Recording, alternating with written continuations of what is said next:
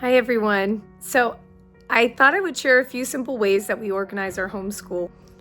I can't tell you how many people have even showed up at my house, strangers or people I know very distantly, just ask me questions about homeschooling and how to stay organized. It has always been very funny to me because I am not the most organized person. I am not meticulous about these kinds of things, but with so many kids, I do have to have certain systems in place to help us stay on top of our work and ahead of our schedule a little bit. So I'm going to share with you 3 very simple ways that I organize.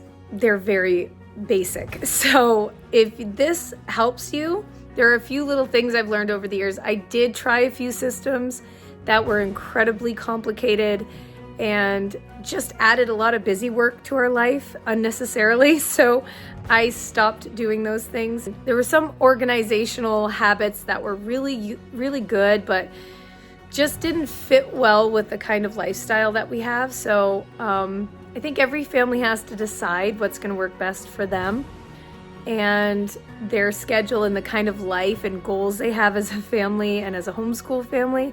But these are some things that have really helped us to just, at least for me, to have a good overview of what we're accomplishing in the year and what we want to accomplish and how to stay on top of our goals or even readjust if we need to. So I'm going to share with you these 3 simple ways that we organize our homeschool life. Number 1 is to keep it simple. I cannot underline this enough. You have to keep things simple in homeschooling if you want to thrive and enjoy what your kids are learning and have them enjoy it. Don't overcomplicate things. Even with curriculum, what you use on a daily basis, your kids are going to either love it or hate it. If they hate it, ditch it. It's just not working and they're not going to thrive and love it as much as a curriculum that is holding their attention. So for me, I had to find a simple curriculum, especially with all of the kids that we have. I used to use one that was like, I had to create the script and everything and all of the organizational background of the textbook. That was too busy for me. I really did not have the time with our lifestyle to organize that for every kid, for every grade level. So I went with a simpler curriculum that was very prolific in detail, but excellent in just keeping things simple. For example, we use a wonderful writing curriculum from the time the kids are in 1st grade that covers beautiful literature from many different books, and it teaches kids how to hear and follow and understand what good writing actually looks and sounds like. So they start to get a grasp of, okay, my writing goal should be to aim at this kind of excellent writing and storytelling with great intonation when you read and wonderful detail and beautiful vocabulary. I mean, we've used so many different writing programs and read so many thousands of books over the years, but we really do love Writing with Ease by Susan Wise Bauer. She is an incredible author, a gifted homeschool mom. She taught in private schools for years and years, and history and in English. She has her PhD, and she's just an extraordinary human being. All of our kids love the stories that she had chosen for each grade. There is level 1, level 2, level 3, and level 4. And that really covers elementary school because it can kind of overlap into other grades if your kids need a little more practice. The literature is advanced, but all of the text is scripted, so it's very helpful. So I definitely recommend, if you want a simplified homeschool, choose curriculum with teacher texts that are scripted, or choose curriculum where the child's work is scripted. So they have really great explanations that you can add to, but you do not have to come up with every part of their curriculum in describing what needs to be happening, what is happening in the story, what the elements are behind each writing technique. Everything is there and laid out, so it's really straightforward. I really recommend choosing curriculums that are very organized like this, because it will take out a lot of headache from your homeschool life as a homeschool mom. If you have multiple kids, especially if you have only one kid and you really want to complicate your life a little bit in a good way, go for it. But for me, after we got into our third and fourth child homeschooling, I really needed to take out some of the busy work. So that's what we decided to do, is to keep it simple in our curriculum, choose curriculum that was already prepared, and for teachers, for homeschool moms especially, really helped alleviate a lot of burden. And we chose from different types of approaches. Like, we love the Waldorf approach, but we don't incorporate it a lot into our homeschooling. We just really appreciate the method, and there's some things that we glean from. I would say that we're mostly classical. We lean on the classical education, but we love so many different methods, and we kind of pull from many different curriculums, so we're not stuck in one set type if it doesn't work for one child or it works great for another. So that's how we stay organized. The first way is to keep things really simple and uncomplicated in our homeschooling with curriculum. And you can find a more comprehensive list of some books that we really have enjoyed.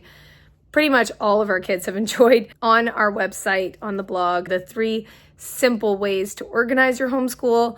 Number 1, simplify, having a good curriculum. There's a whole list of different books that we've used and loved, so you can go check that out. Second is basic checklists and schedules. We do not overcomplicate it. Maybe you'll find my way too complicated and too much busy work. Maybe you'll feel like it's really missing and it's found wanting for some more organization. That's fine. I've just trialed many different schedules over the last 10 years. I bought every homeschool mom schedule book. Such a waste of money, because I was never able to use them to my needs and to our family's needs, for our kids' needs in homeschooling. It was too much busy work for me. So what I do is pretty basic.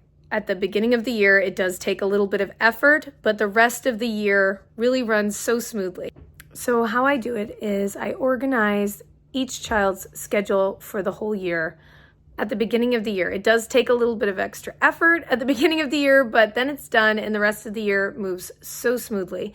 So for example, maybe for our second grader, I will say, okay, you have to get to this page of work by the end of September. We want to cover these particular concepts in math by the end of September, and we'll do our best to get there. And if it doesn't, I can always readjust the next month.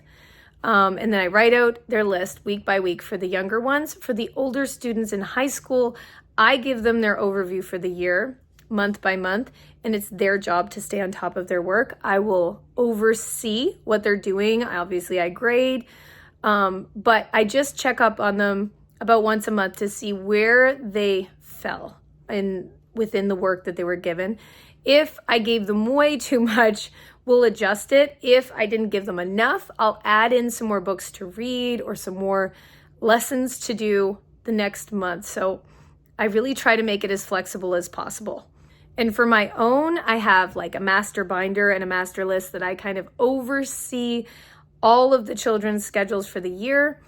It does look like a lot, but it does help me to quickly open my binder and find out where each kid needs to be by a certain month or a certain week. So it helps me to see what kind of progress we're making, and that really helps us stay organized. Last is probably the most basic of all. I just use a simple file system. Years ago, what I did was file each child's work by color. So when I opened my file cabinet, say my oldest was yellow, my second was blue, my third was red, it was very easy to find their file and just stick their work in. And second, I tend to file their work every week because it just keeps things so uncomplicated for the end of the year. So that's it. Those are my simple ways to organize your homeschool life that we use. Like I said, I've used many very complicated ones over the years, and it just doesn't work. So first, have a really strong curriculum, or a series of curriculum that you love, that your kid loves, but that's kind of scripted for you to use as a homeschool mom, or that's scripted for your child that they can just read through, it really alleviates a lot of organizing before the school year and during. Second is have really good schedules and solid checklists for your kids that they can see what they need to do that week or that month, or an overview of the year. Keep a copy of it in your master binder and make sure that you're staying on top of it, and readjust as need be. Just stay really flexible with it. And lastly, have a really good file system that is just simple, organized by color or by kid or by month, but keep it really straightened out so that you can just stick your kids' work in right away. And if ever you need it, you can just pull it back out. Even for high schoolers, I would recommend having an additional file for their transcript work that you can kind of keep track of over the years, because the high school years really do fly by, and it can help to just not have to dig all that up years later to show as proof or whatever you might need it for when it's time to apply for colleges. That's it. Hope you have a great day, and thanks for listening. Please subscribe and like this video.